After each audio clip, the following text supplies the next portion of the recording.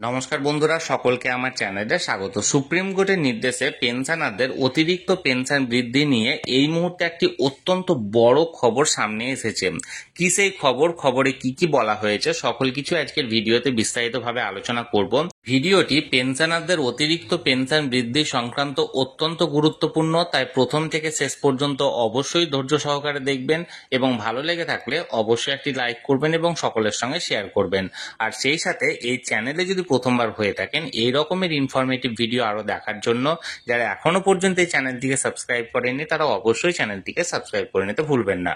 তাহলে চলুন পেনশনারদের অতিরিক্ত পেনশন বৃদ্ধি সংক্রান্ত কোন বড় খবরটি সামনে এসেছে সেই ব্যাপারে আমরা বিস্তারিত জেনে নিই। আপডেটটি এখানে নাম্বার দেওয়া হয়েছে, আর দিয়ে এখানে ডিটেলস দেওয়া হয়েছে government of India, ministry of labour and employment. এখানে দেখুন শ্রম শক্তি ভবন, এখানে নিউ দিল্লি এই অর্ডারটি জারি করার ডেটটা দেখুন 22 মে 2025, অর্থাৎ অতি সম্প্রতি অর্ডারটি জারি করা হয়েছে। To the central provident fund commissioner, employees provident fund organisation, এখানে নিউ দিল্লির অ্যাড্রেসটা দেওয়া হয়েছে।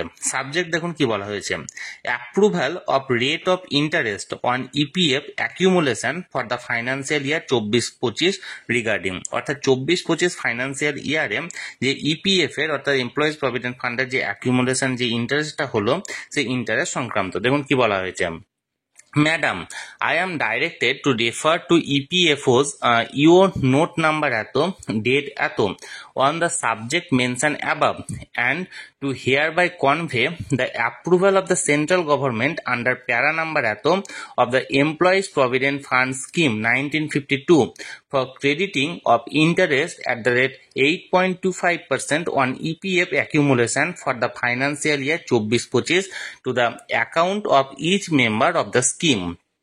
অর্থাৎ এখানে বলা হয়েছে ইপিএফওর এই নাম্বার অনুযায়ী, অর্থাৎ এমপ্লয়িজ প্রভিডেন্ট ফান্ড অর্গানাইজেশনের এই নাম্বার অনুযায়ী যে সেন্ট্রাল গভর্নমেন্টের যে হিটা আছে, যে সমস্ত এমপ্লয়িরা প্রভিডেন্ট ফান্ড স্কিমের আন্ডারে নিজেকে যুক্ত রেখেছেন তারা, অর্থাৎ 1952 প্রভিডেন্ট ফান্ড স্কিমের আন্ডারে নিজেদেরকে যুক্ত রেখেছেন তারা 24-25 ফাইন্যান্সিয়াল ইয়ারে এই মানে ফাইন্যান্সিয়াল ইয়ারে 8.25% ইপিএফ এর ইন্টারেস্ট হিসাবে তারা বরাদ্দ পাবে এবং তাদেরকে এখানে দেওয়ার কথা বলা হয়েছে।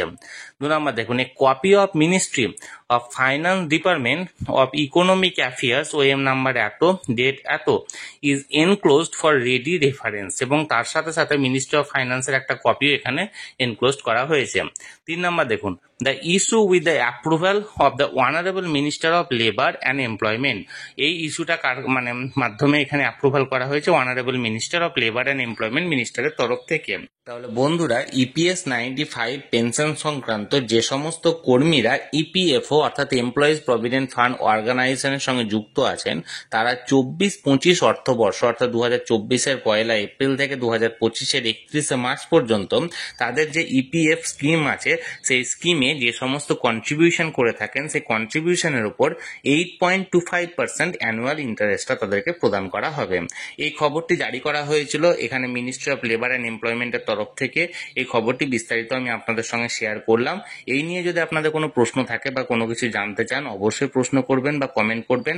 আর ভিডিওটি ভালো লেগে থাকলে অবশ্যই একটি লাইক করবেন এবং সকলের সঙ্গে শেয়ার করবেন। আর সেই সাথে এই চ্যানেলে যদি প্রথমবার হয়ে থাকেন এই রকমের ইনফরমেটিভ ভিডিও আরো দেখার জন্য যারা এখনো পর্যন্ত এই চ্যানেলটিকে সাবস্ক্রাইব করেননি তারা অবশ্যই চ্যানেলটিকে সাবস্ক্রাইব করে নিতে ভুলবেন না।